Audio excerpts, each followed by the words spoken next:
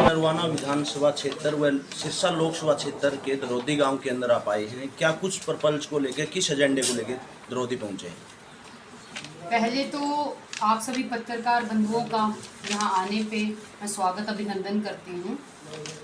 और अभी हमने एक बैठक की है नरवाना विधानसभा की, और लोकसभा चुनाव को लेके जो है हम घर घर बूथ लेवल पे जा रहे हैं और लोकसभा की तैयारियों पूरे जोरों शोरों से कांग्रेस पार्टी मैदान में उतर चुकी है। और हमारा जो मैनिफेस्टो है वो लेके जो है हम घर घर जा रहे हैं और एक अभियान कांग्रेस पार्टी का संकल्प पत्र हर घर कांग्रेस घर घर कांग्रेस जो मैसेज है वो हर घर में दे रहे हैं। और मेरा नाम अरुणा महाजन है, मैं हरियाणा प्रदेश की प्रभारी हूँ और हिमाचल प्रदेश से ताल्लुक़ रखती हूँ। तो हिमाचल प्रदेश में भी आज कांग्रेस पार्टी की सरकार बनी है। जो वादे हमने किए और वहाँ पे भी पूरे किए, और अभी जो हमने वहाँ कमिटमेंट किया वो भी अभी पूरी कर रहे हैं। तो वैसे ही हरियाणा प्रदेश में जो हम मैनिफेस्टो लेके आए हैं और छोटे छोटे वादे जो कांग्रेस पार्टी कर रही है, चाहे ओपीएस बहाली की बात है, चाहे 300 यूनिट बिजली की बात है, चाहे 500 रुपये सिलेंडर देने की बात है, तो जो हर प्रदेश में हमने वादे किए, 6000 बुढ़ापा पेंशन की बात है, जो वादे कांग्रेस पार्टी करती है वो पूरे करती आई है आज तक। और वैसे ही अभी लोकसभा में जो वादे हम कर रहे हैं जनता के बीच वो कांग्रेस पार्टी पूरे करेगी। और मेरा सभी जनता से अनुरोध है कि कांग्रेस पार्टी को अपना समर्थन दीजिए, क्योंकि बड़े बड़े जुमलों वाला टाइम चला गया। 10 साल इन्होंने राज किया और हर वर्ग के साथ इन्होंने जो खिलवाड़ किया, चाहे युवाओं के साथ 2 करोड़ नौकरियों की बात थी, महंगाई कम करने की बात थी। और आपने कभी योजना इनकी देखी होगी, अग्निवीर योजना, जिसमें युवाओं के साथ किस तरह से खिलवाड़ इन्होंने किया। 18 साल में भर्ती और 22 साल में रिटायरमेंट के बाद उसका कोई भविष्य नहीं रहता है, ना उसको कोई पेंशन है, ना कैंटीन की सुविधा। इस तरीके से खिलवाड़ ये करते आए हैं। और किसानों के साथ जो खिलवाड़ अभी किया है इन्होंने, वो जनता से छुपा नहीं है। तो मेरा सबसे निवेदन है, व्यापारी वर्ग इन्होंने ख़त्म करने का काम किया है, तो कोई भी वर्ग इनसे खुश नहीं है। मेरा जनता से अनुरोध है कि अपना समर्थन, अपना सपोर्ट हमें दीजिए। और इस बार जो है जनता पूरे रूप से बदलाव जो है करना चाह रही है, जो हमें लोगों में मिला है सपोर्ट। बीजेपी 400 पार का नारा दे रही है, तो कांग्रेस किस तरह का परफॉर्मेंस कर पाएगी देश के अंदर? देखिए, जो बीजेपी 400 पार का नारा देती आई है वो 400 पार, पहले 400 जुमला होता था, लेकिन अब जो है इन्होंने गारंटी बता दी। 400 का मतलब है कि अभी तक जो है इन्होंने 40 से पेट्रोल डीजल 100 कर दिया और चुनाव जीतने के बाद ये उसको 400 कर देंगे।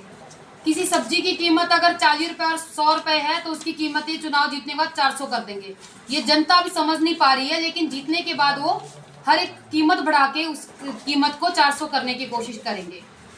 तो इसमें जनता को अभी उनके जो दबाव में नहीं आना है। जो गठबंधन की जो एक सीट है हरियाणा के अंदर, जो कि सुशील गुप्ता जी उतारे गए, तो क्या लगता है गठबंधन से कितना क्या कुछ कांग्रेस को फायदा रहेगा? गठबंधन से पूरा फायदा कांग्रेस पार्टी को मिलेगा और सभी पार्टियां एकजुट होके चुनाव लड़ने की तादाद में आ गई है और जमीन पे उतर चुकी है। आपने देखा होगा अभी दिल्ली वाला जो मामला हुआ है, किस तरीके से जो है इन्होंने अपनी प्राइवेट एजेंसियां जो सीबीआई और ईडी की रेड डाल के हर एक कार्यकर्ता को जो कहता है कि मैं कांग्रेस के साथ हूँ, मैं आप पार्टी के साथ हूँ, उठा के घर से उठा के सीधा उसको अरेस्ट करने का काम कर रहे हैं। और इन्होंने पूरी मीडिया को कैप्चर कर लिया गया है।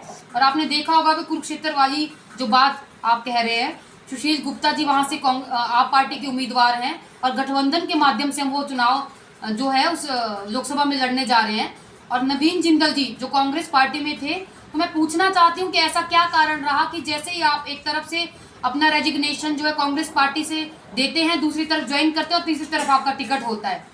तो जनता सब कुछ समझ रही है, लेकिन दबाव के कारण जो है अपने बिजनेस बचाने के लिए बीजेपी में गए हैं, लेकिन दल बदलुओं को जो है समर्थन नहीं देगी। और अगर देखा जाए तो नवीन जिंदल जी वहाँ पूरे तरीके से हारेंगे और सुशील गुप्ता जी वहाँ से जीतेंगे। अभय सिंह चौटाला हरियाणा में लगातार कहते हैं कि जो कांग्रेस की फूट है उसी के कारण आज कांग्रेस सत्ता से बाहर है, तो उस पर आप क्या कुछ कहेंगे?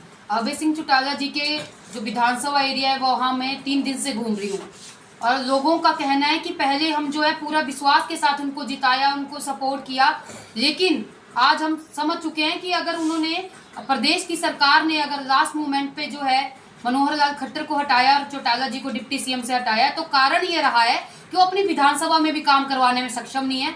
और आप जो सवाल मुझसे पूछ रहे हैं, मेरा आपसे निवेदन है यही सवाल आप एक बार उनकी विधानसभा में जाके वहाँ पूछिए कि किस हालात में जो है वहाँ की जनता जो है बहुत ज़्यादा समय भुगत रही है। और इस बार जो है जनता मुंह तोड़ जवाब देगी।